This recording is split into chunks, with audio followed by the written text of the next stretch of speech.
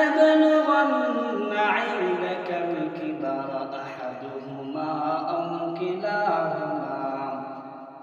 كلاهما فلا تقل لهما أف ولا تنهرهما وقل لهما قولا كريما আল্লাহ পাক রব্বুল আলামিন পবিত্র কালামুল্লাহ শরীফে বলেন উফি ওয়ালা তানহারহুমা।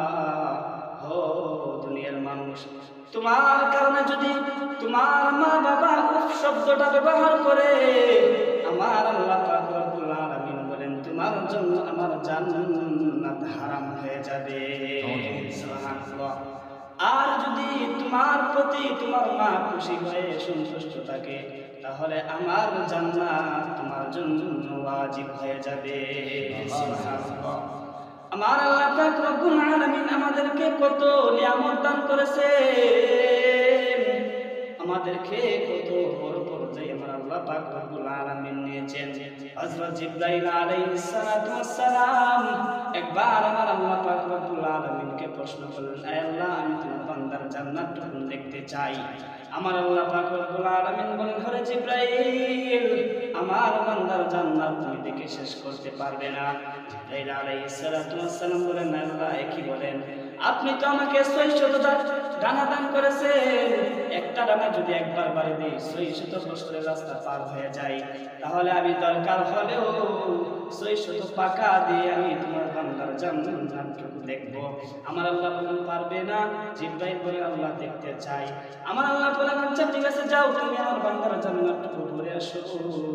তখন জিবরাইল আলাইহিস সালাতু ওয়াস সালাম সবচেয়ে নিম্ন যে জান্নাত, আটটা জান্নাত আমাদের জন্য আমার আল্লাহ বরাদ্দ করেছেন, এর মধ্যে সবচেয়ে ছোট জান্নাতটাকে হযরত জিবরাইল আলাইহিস সালাতু ওয়াস সালাম দেখার জন্য আল্লাহ পাক রব্বুল আলামিনের কাছে সুপারিশ করলেন।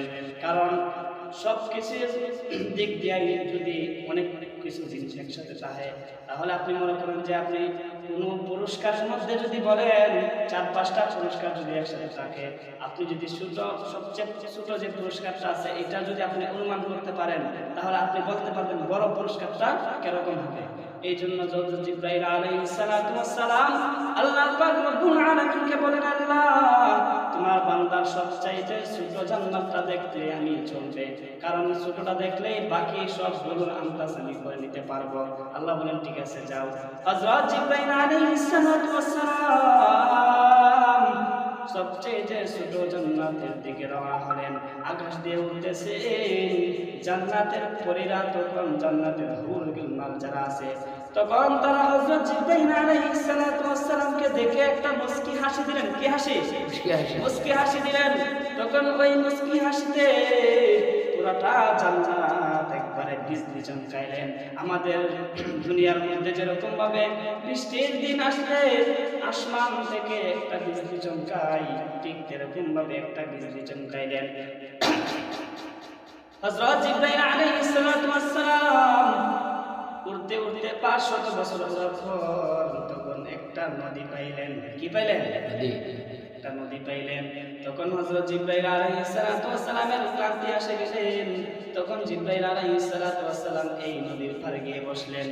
তখন ওই নদীর পাড়ে গিয়ে বসার পর আমার আল্লাহ পাক রব্বুল আলামিনকে বলতেছেন, আল্লাহ আর কত দূর, আমি তো ক্লান্ত হয়ে গেছি।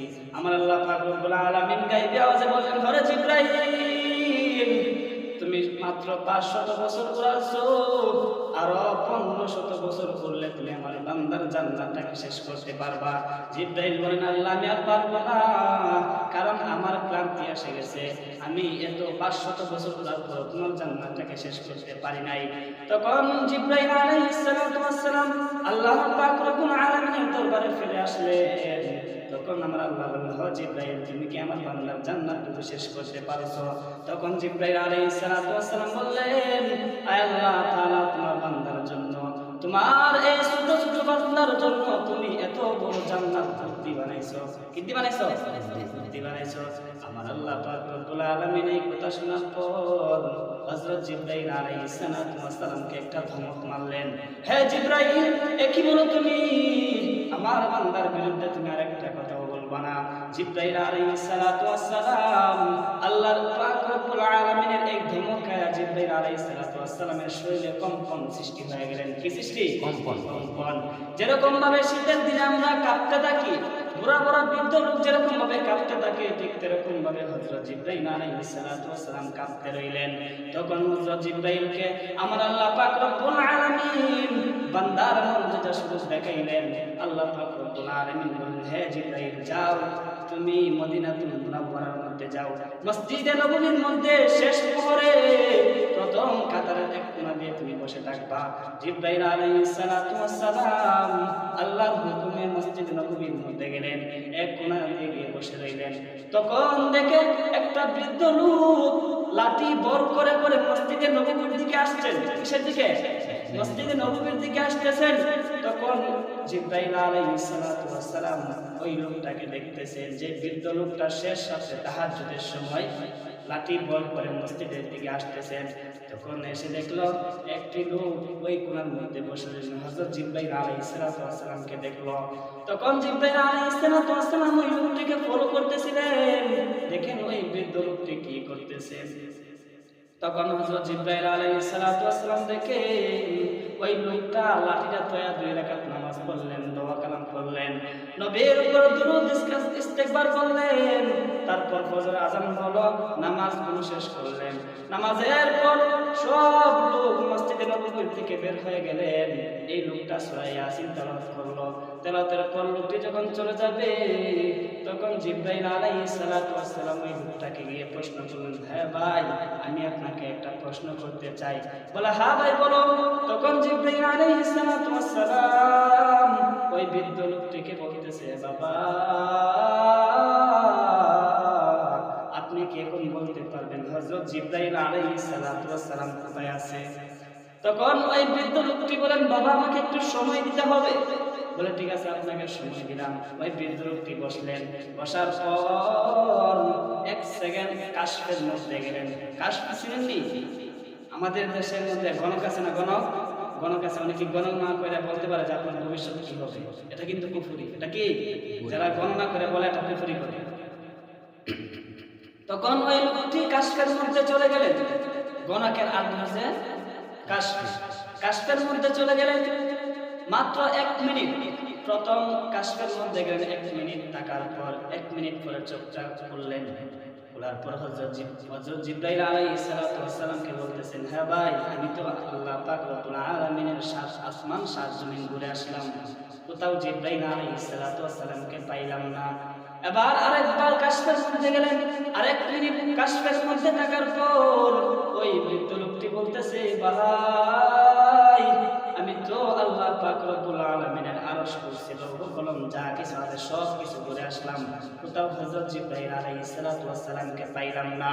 আরেকবার যখন কাশফের মধ্যে গেলেন, আল্লাহ পাক রব্বুল আলামিনের 8টি জান্নাত এবং 7টি জাহান্নাম ঘুরে আসলেন, কোথাও জিবরাইল আলাইহিস সালামকে পাইলেন না।